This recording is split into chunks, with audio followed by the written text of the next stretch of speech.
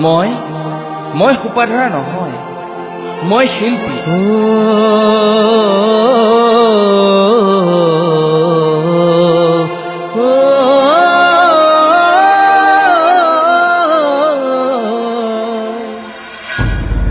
মোৰ মোনাখনত মোৰ গগনাটি পৰি আছে, এবাৰ মই বজাই দিওঁ, তেতিয়া তহঁতে বুজিবি মই সোপাধৰা নহয়, মই শিল্পী।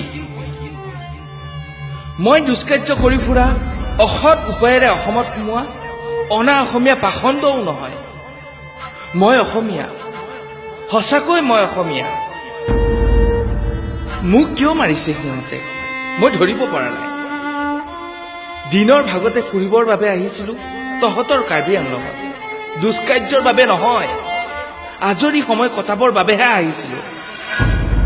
মোক নামাৰিবি অ', মই সোপাধৰা নহয়, মই শিল্পী, একেই অসমীয়াই সন্তান।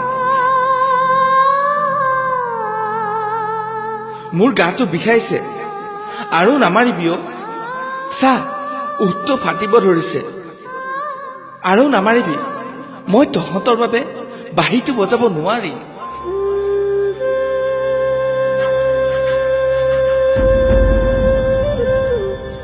মোৰ ভৰিখনো ভাঙিলি তহঁতে,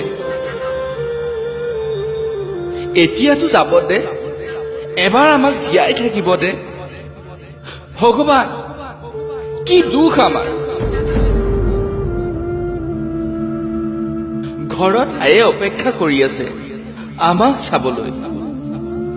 সৌ সিদিনা ঠিক হোৱা অনুষ্ঠানতো সংগীত পৰিৱেশন কৰিব আছে। তহঁতবোৰৰ অনুৰোধতে মঞ্চত গাব মন আছে ভূপেন্দ্ৰৰ গানৰ কলিত। মানুহে মানুহৰ বাবে যদিহে অকণো নেভাবে। লাহে লাহে আন্ধাৰ নামিছে, কিয় চাৰিওপিনে ধুঁৱলি কৰি আছে, আৰু কিমান সময় কহিম এই অত্যাচাৰ। আই ক্ষমা কৰিবি, মই আৰু ঘূৰি আহিব নোৱাৰিম।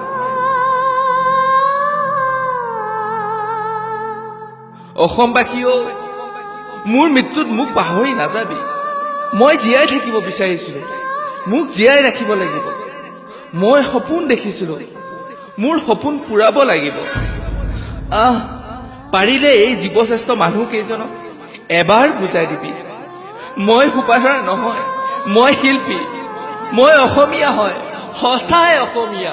মই অসমীয়া হয়, অসমীয়া হয়, মই সঁচাকৈ অসমীয়া হয়।